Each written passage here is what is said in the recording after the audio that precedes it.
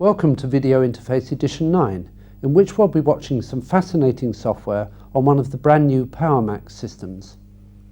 It's been a week of announcements. In the news, the top story is the buyout of WordPerfect. I'll be looking at the new range of Compaq portables that some of us at any rate have been waiting a couple of years for. And I'll be talking with John Landry, Senior Vice President and Chief Technology Officer of Lotus Development. So here's the stop frame index, and the timings are taken from now. Welcome. If you watched last month, you will have been expecting a live audience, but we had enormous difficulty in getting all our guests together on the same day. So I'm afraid we've postponed Video Interface Live until later in the year. You will notice that this cassette looks different. It's a brand new type of cassette called the D shell. Unlike Microsoft, it has no windows, but it is lighter and it's far more environmentally friendly. It's in fact 97% recyclable. However, it's only guaranteed for about a dozen perfect plays. But we're of the opinion that only a masochist would want to play us more than 12 times, so we'd love to hear your views. Does it play okay in your VCR? And indeed, how many times does your copy of Video Interface get played? We'd love to know. So please use the reply paid card to tell us your opinion. First up this month is the Rod Report. Over the last two editions, Michael has been investigating portable computing, firstly with IBM and subsequently with Toshiba. Today he completes that trilogy with a look at Compaq.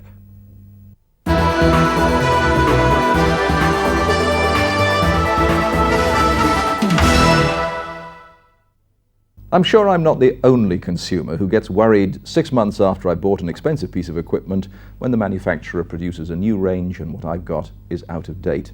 Well, with me is Liz Pushman. Liz is the product manager responsible for portables at Compaq. Liz, I suspect nobody could accuse Compaq of doing that. It is, after all, 2 years or more since you launched the light range of portables. Now along comes its replacement. Why have you waited for so long? Well, the lights have been a very successful product for Compaq. A lot of people know about the lights, a lot of people use the lights. And what we've done is we've used that time to really build and see what our customers want and look at the market and develop a new range of products to replace the lights that has got everything that the market wants or the end user would like. So here we have the LTE Elite. That's right. What have the customers told you they want that you've managed to incorporate? Well, this is a series of 5 new products, this LTE Elite range. And it comes with upgradable processors. We have a DX240 at the entry level, up to a DX475 megahertz processor. Very fast. In the future, that's as well, when its availability will be upgradable to the 100 megahertz processor.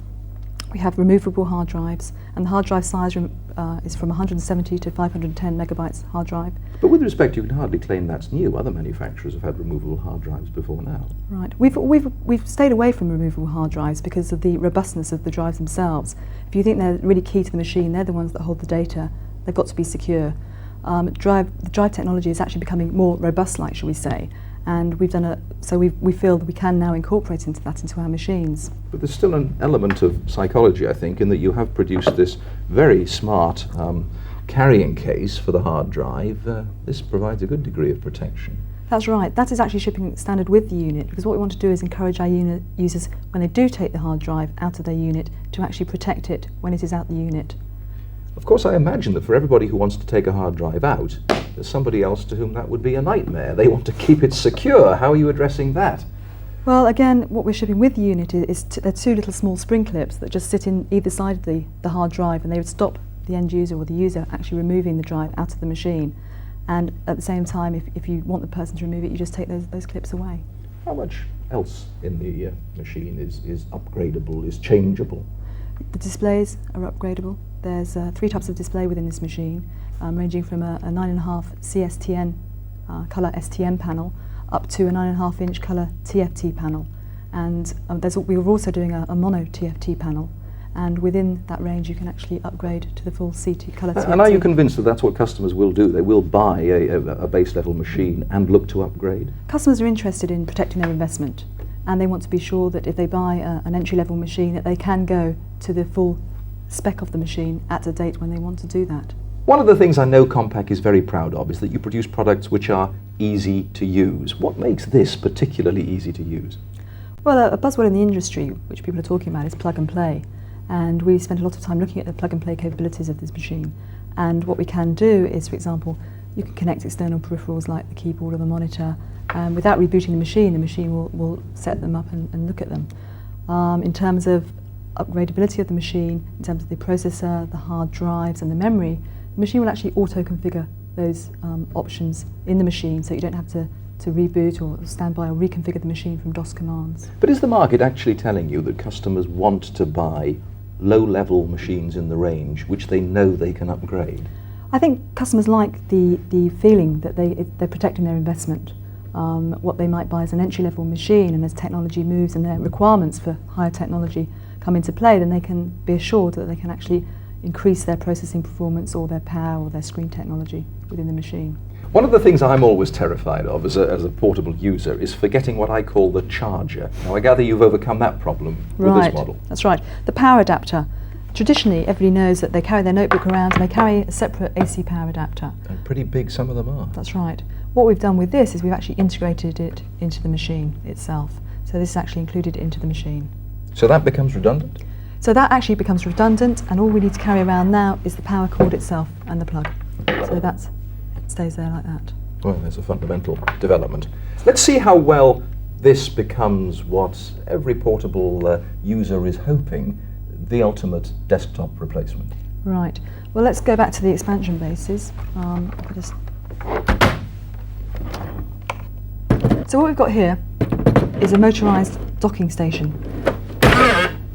What this means is there's a real secure fit every time you dock and undock the station.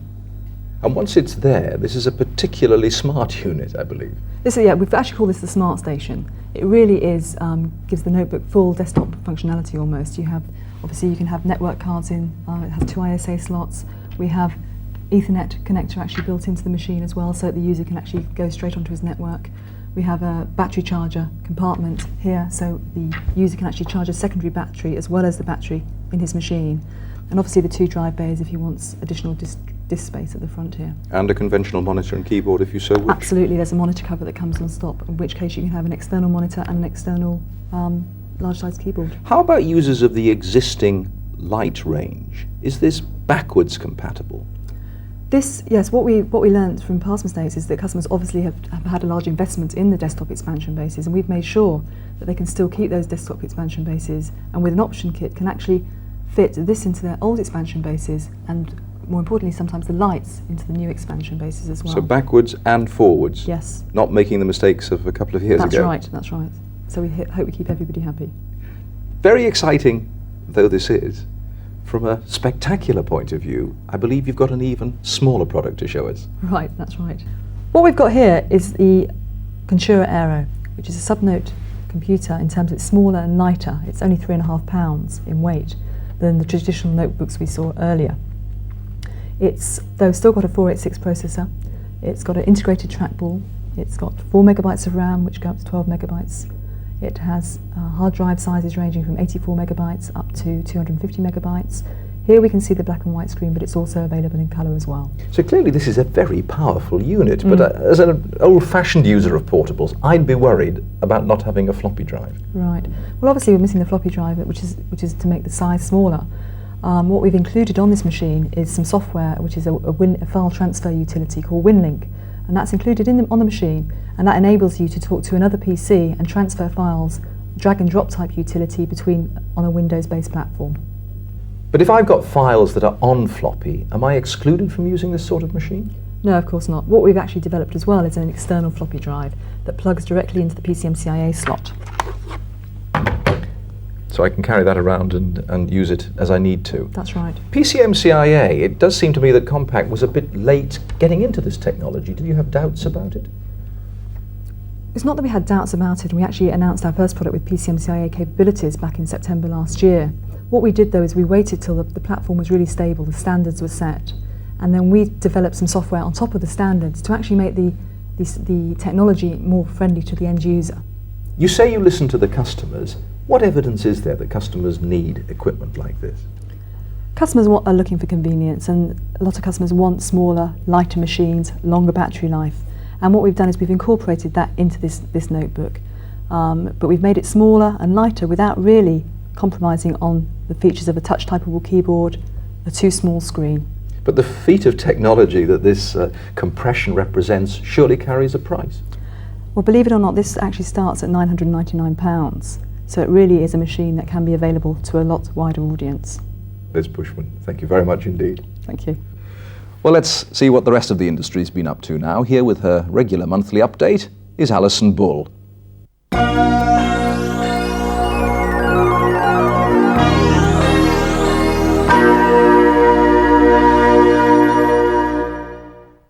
Hello again.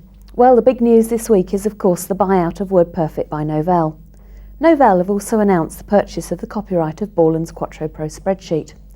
On the line now from Bracknell is Ben Smith, Area Director of Novell UK, Scandinavia and South Africa. Ben, it was a very well kept secret, wasn't it? Yes, it was. We found out late on Monday night, and David Godwin, the General Manager of WordPerfect, and myself was surprised as our staff. I think the good news is how well it's going down. Right. So why did Novell buy WordPerfect? I think the strategic logic is very strong. We say the era of standalone computing is evolving into group collaboration with a need to connect people, groups and companies. And we both believe we have the key technologies to develop a new generation of networked applications, collaborative application suites and development tools. WordPerfect is of course a private company. Did this make the buyout easier or more difficult? In many ways it makes it easier because there's fewer individuals who hold shares, if you like, on their side. Clearly it's scheduled for June or July, and we need to go through the usual regulatory approvals in the States. Is the purchase of Borland's Quattro Pro spreadsheet a precursor for Novell looking for a complementary end-user database to produce your own application suite? That's a very good question. The Quattro Pro acquisition is very significant, particularly for the suite market, but we also purchased the right to 1 million copies of Paradox. The suite business is of strategic importance, and we have a number of options on the table to help us better meet customer needs in the future on this. What are the customer benefits of the merger? I think that WordPerfect brings a very strong applications experience, and they look at the network very much from the user's perspective. And if I look at the Novell side, we look at it from the information manager's perspective. So I think there's benefits there. I think it also provides a lot of benefit to our key channel partners, such as Landtech, to start tying these technologies together to help customers meet their business needs. Well, I gather we've taken you out of a Vice President's meeting to talk with us, Ben. We really appreciate that. Thank you for your time. My pleasure. Talking of suites, Microsoft have launched another competitive trade-in programme to tempt users to switch to Microsoft Office 4.2. You can trade in any DOS or Windows word processor, spreadsheet or presentation graphics product. Ask your Landtech account manager for details and pricing.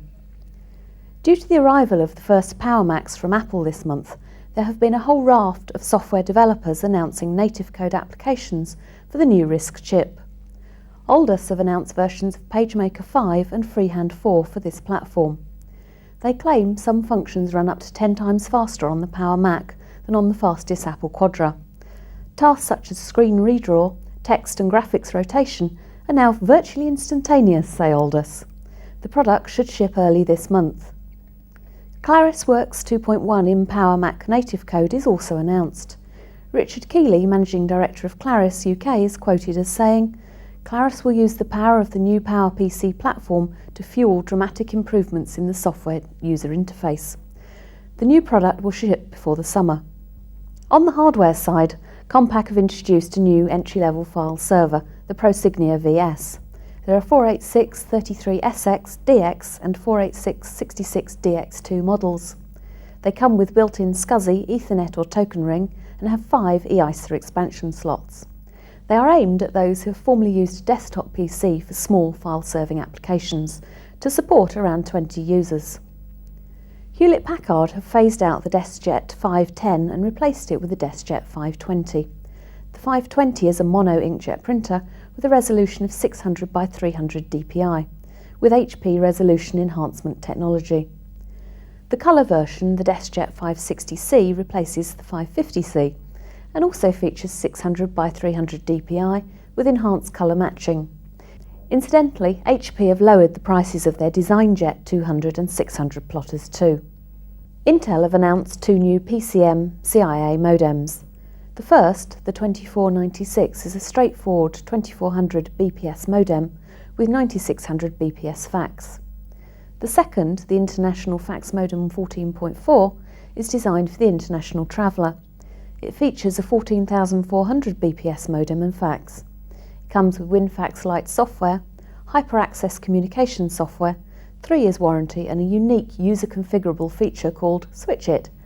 This immediately adapts the fax modem for use with local telephone systems in 20 major countries. You just plug it in, select the country and send. It retails at £400 and is available now.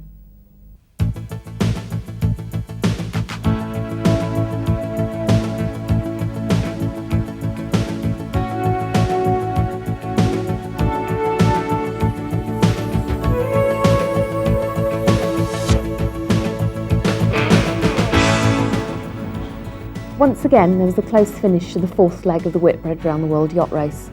Maxi-class New Zealand Endeavour sailed into the harbour at Punta del Este, Uruguay, just 5 minutes ahead of the European-entered Whitbread 60, Interim Justicia, skippered by Briton Laurie Smith.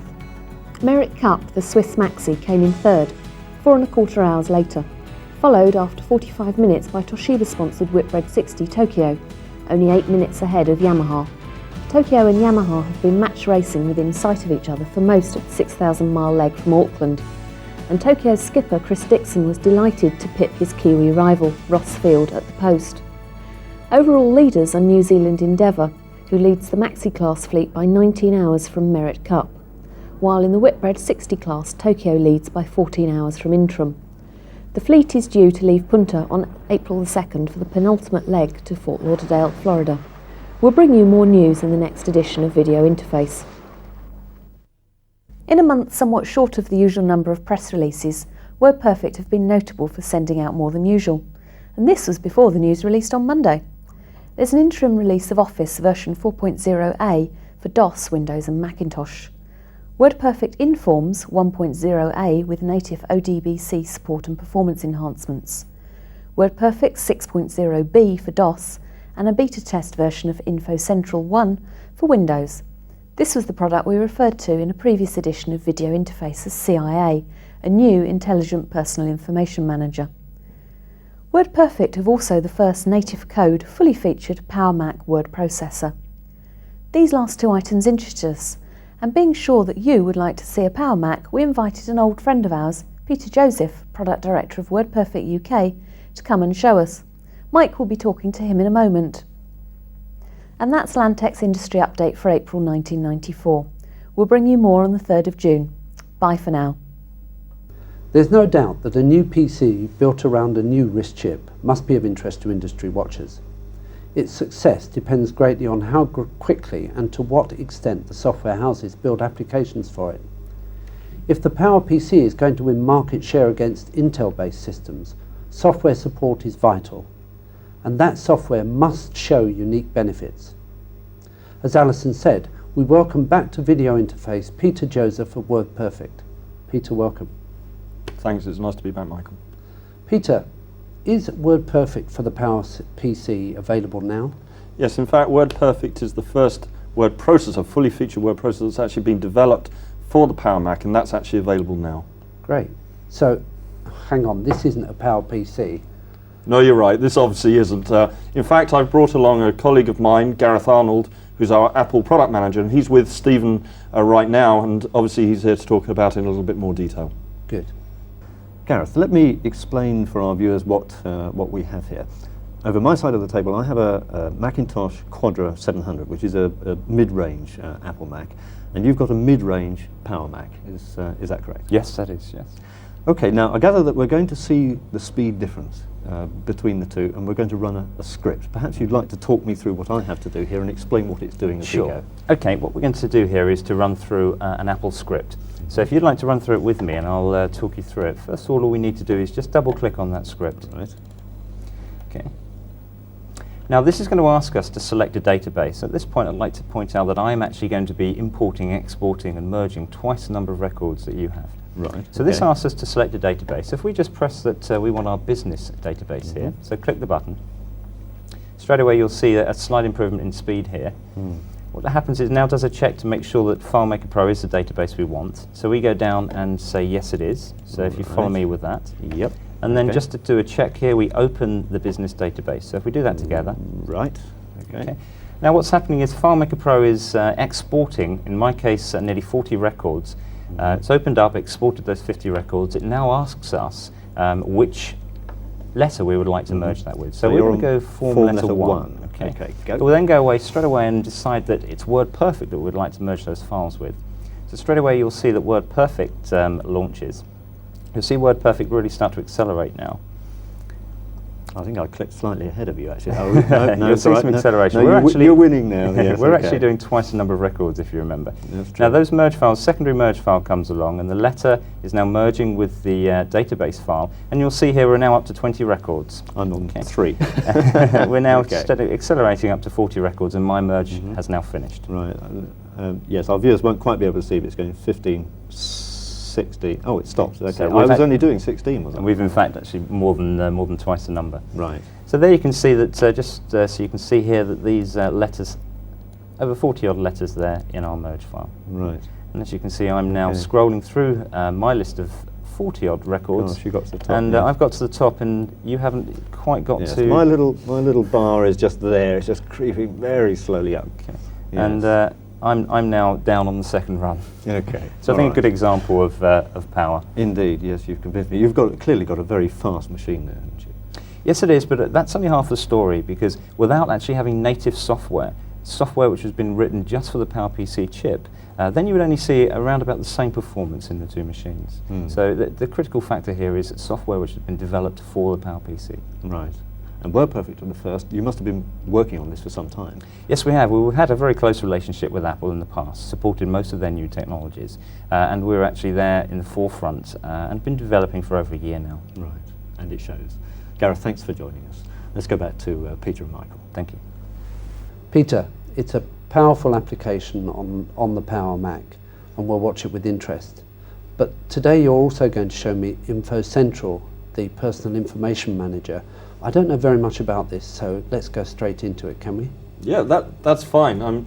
Before we actually load the product, let me just explain that it is a PIM, as you quite rightly said, but importantly, it's an object manager, which really means you can use it for any type of data. You can use it for personal or home use, but it could equally be used within the business. It really is a very powerful tool.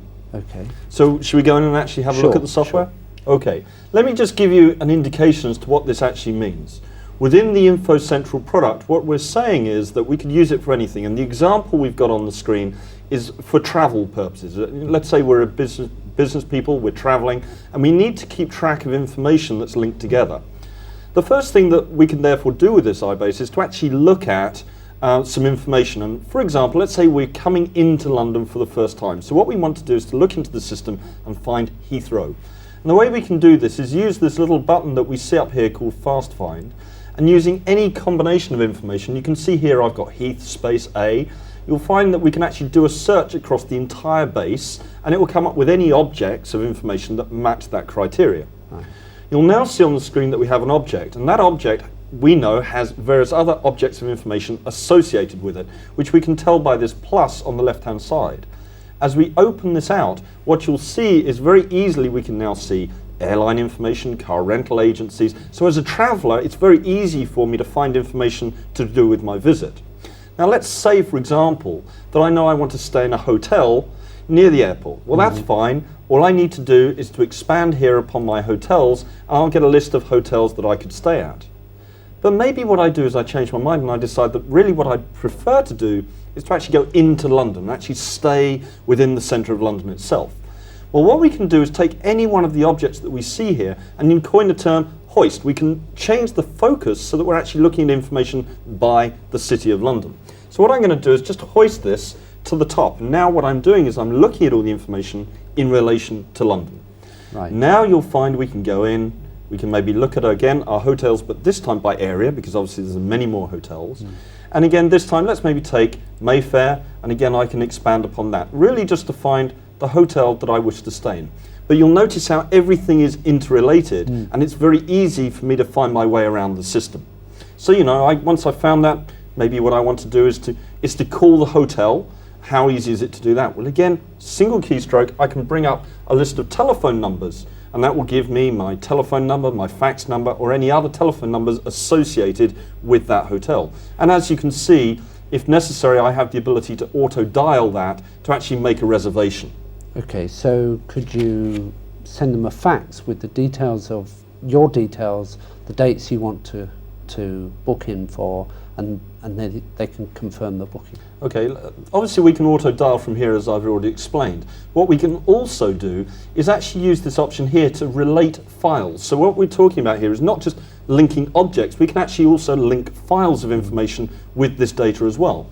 So you'll see as I go into related that we actually have the ability to associate documents, expenses, reports, facsimiles, letters, and each of those, when I choose them, will launch an associated application and importantly pull information directly from the PIM to actually help me build up the document. So obviously if I was to send a facsimile, it would automatically pull across my name, the company, any information that's already inside the PIM itself. All right. Could you, given that it's a personal information manager, check your own diary for the dates when you're going to London for that reservation? Okay, well that's a very important point. You'll notice down at the bottom of the screen we've got a series of tabs, one of which is a calendar, and these tabs allow me to store said information. You'll see just by clicking on the calendar tab we actually get a calendar view, and this actually has the same format as some of the other products that we have within our range. Importantly, once I've clarified and chosen the time where I want to stay, all I need to do from within this time, the diary, is to actually double click and I actually get an option to create a hotel reservation directly from the diary as well. So it's all done from within the one product. It's a combination of object management, it allows us to deal with our diary and maintaining our diary, and also associating related documents. So as I make my reservation, create my fax, it will all interlink together. Right. I couldn't help noticing expense report up there, and it immediately made me think that I'm going to pay out for the hotel. Can I also relate that payment into my expense report and log it there for later on when I actually fill out the expense claim? That's very true, and in fact one of the things, if we just quickly go back to the first screen, you'll notice that I can actually, when I create my related, as you saw earlier, I can create an expenses report. Now what we've done is we've associated this directly to Quadra Pro, so that as I ask for an expenses report, it pulls all the information from the PIM and creates a Quadra Pro spreadsheet. But of course we would support other spreadsheets as well. Right. But you're going to support Quadra Pro because now Quadra Pro, WordPerfect and Novell are all linked together very significantly. We need to stop for a moment and talk about that, if you will. I didn't want to spring this on you. Well, actually I did. Can you tell us what your perspective is on the new partnership between WordPerfect and Novell? Well, from our perspective, this is a very important move. We're very, very pleased with what's happening, and we think that what we can deliver to the market is a very, very strong series of products, ranging all the way from the network applications all the way through to the development tools using appware, and importantly providing the applications at the front, but importantly making them much more into networked applications, moving more away from the standalone products, very much towards providing networked applications on the desktop. We think that's very important to the marketplace. Okay, and how are people within WordPerfect feeling about being in this partnership? Everyone is very excited about what's happening, and we're looking forward very much to being able to deliver some products to the market. Okay. Do you want to put any sort of timescales on what's going to be new that we see? I think that's difficult to say at this stage. Obviously there are some various technologies that we'd like to see starting to be incorporated together. The implementation of various appware supported products. There's a lot we're going to be doing, and we'll certainly be keeping you in touch with some of those developments. Good. We like to be first at video interface, so I hope you'll come back and talk to us about that. In the meantime, just the last thing about InfoCentral, I didn't ask and I should have done, is it expensive? In fact, it's definitely not. InfoCentral is one product out of our consumer range or Main Street range, and in fact every product within that range will ship with a price of anything between £20 and £120. So we're really not out to really put a heavy price on this product. Good. Okay, Peter, as ever, it's been interesting. Thank you very much indeed. Thank you.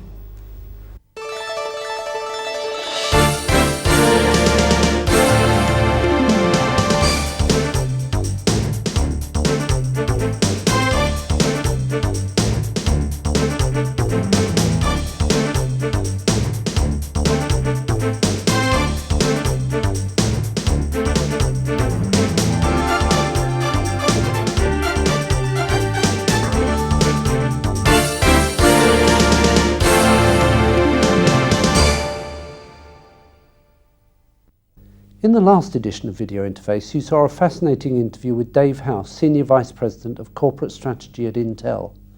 Turning this month from hardware to software, we have the perfect complement to that item with John Landry, Senior Vice President and Chief Technology Officer of Lotus Development. He was in London a couple of weeks ago, and Steve managed to speak with him at his hotel. The interview lasted half an hour, so we present here the first part. We'll complete it in the next edition. John Landry, welcome to Video Interface. Thank you, it's a pleasure to be here. John, can we set the scene a little bit, if we may? You have talked previously about software ceasing to be data-centric and becoming communications-centric. Could you fill in a little bit of background there and tell us what that means? I'd say that I wouldn't say that I talked about it as ceasing to be data-centric, because the need for operational type data processing will be with us for the rest of the days that we live. But what we do see is that there is a trend from purely looking at computing as a data-centric operational need. That is typically the clerical processing that mainframes and mini computers have done for years, and frankly are now moving into a client-server environment, and emerging into a whole new class of applications that are now enabled via what we refer to as comm-centric systems. That is, systems that are based upon a notion of communications as their core design element, as opposed to database design as their core design element. And it's interesting from the perspective that over the last few years, this movement to client-server has certainly taken hold, and what people are doing with client-server is taking systems that existed on mainframes and minis and bringing them down to new platforms. Downsizing, of course, is the term that's used.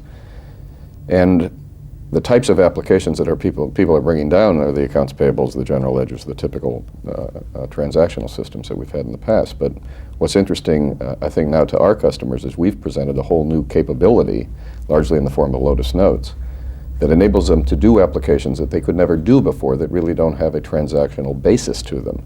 Those types of systems are such systems as customer support systems, product design and development systems, the coordination of product designs, account management systems where companies want to present a common face on a global basis to all their customers.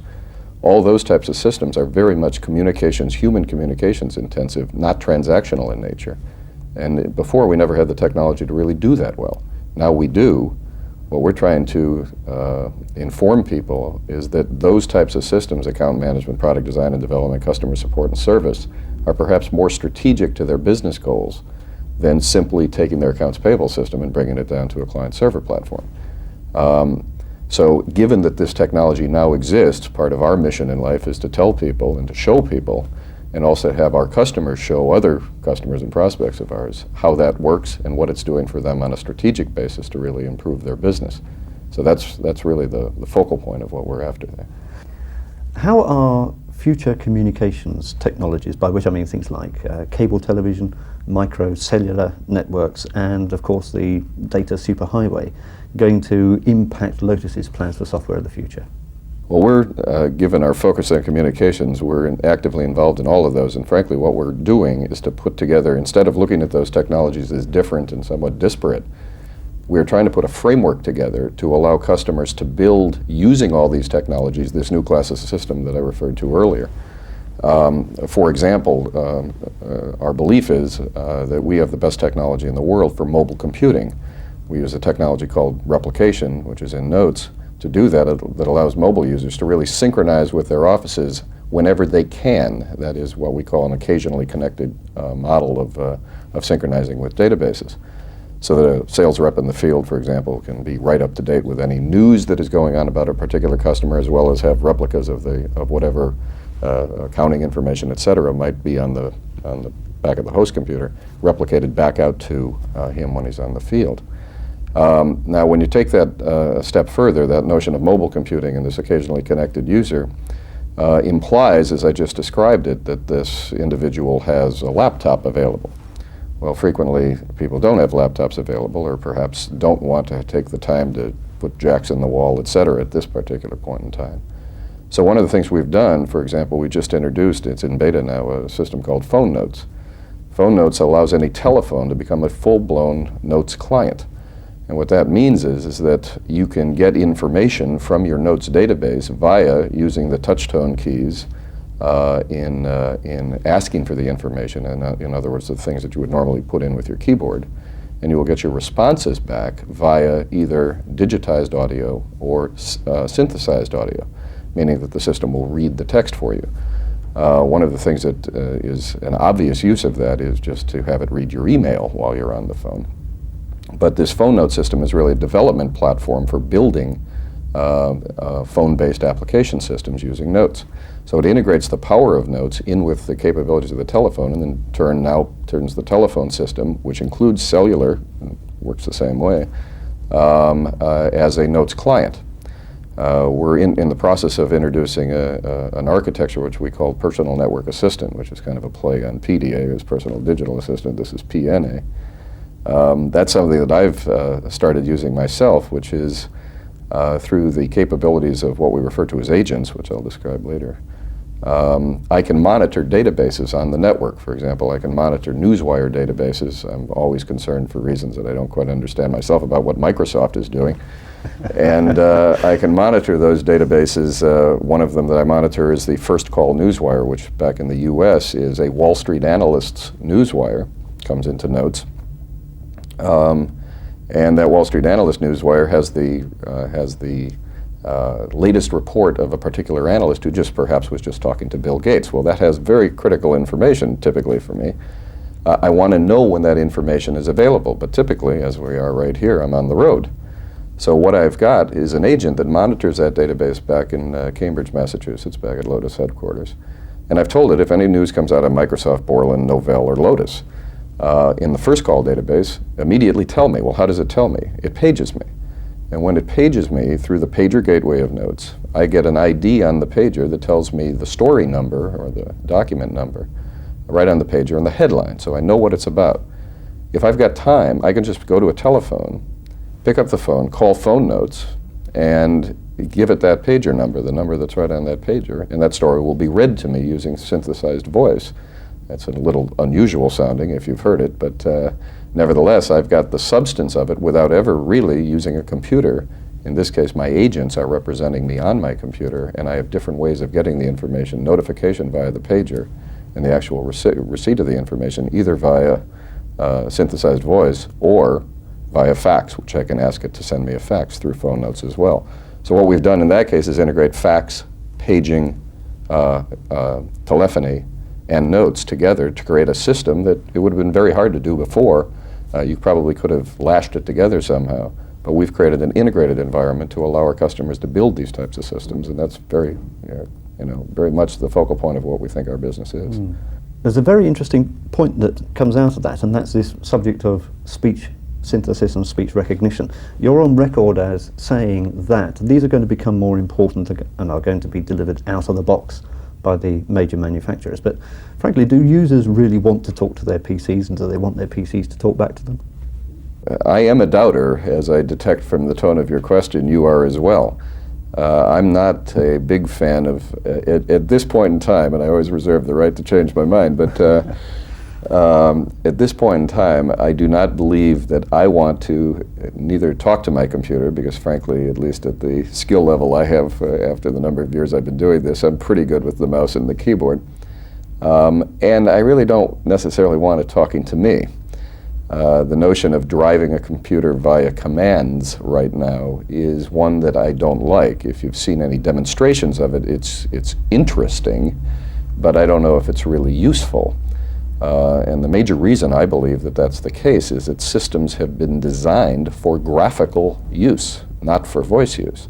We have some work underway, which is in the R&D labs at Lotus, on actually trying to design voice interfaces for desktop computing, which is not the same as designing a voice interface to overlay a graphical interface, which it was never designed to do.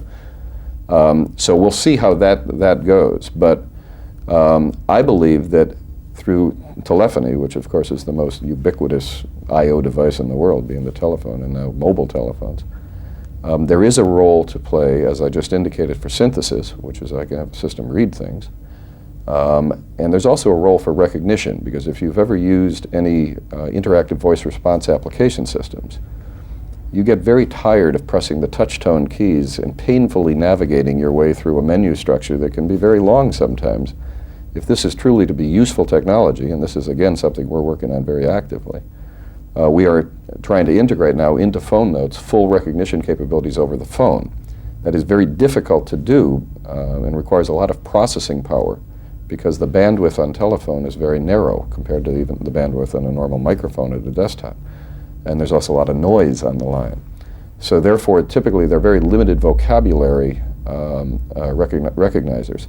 But even that is better than touch-tone key navigation. If I can just say, send me the Microsoft fax, that would be much more useful than going through the whole painful process of hitting the touch-tone keys. And in fact, in some areas of the world, touch-tone keys don't even exist. So recognition would be very useful there as well. Right. Yes. There's also just one other point, of course, with mobile phones. In the U.S., it's highly likely that there may be legislation preventing people from punching keys on their cellular phones in their cars, because there's a feeling that people are getting into too many accidents pressing the keys. So this would be another great boon to the voice recognition industry. Yes, yes. But of course, hands-off. Telephones are even worse because of the wind noise and... Yes, that's absolutely right. Bigger problem still. Another unique insight brought to you on video only by Landtech. Don't miss the second part of the interview in the next video interface. That's it for this edition. Please send us your views about the new cassette. We'll be back on June the 3rd with edition 10. Until then, bye-bye.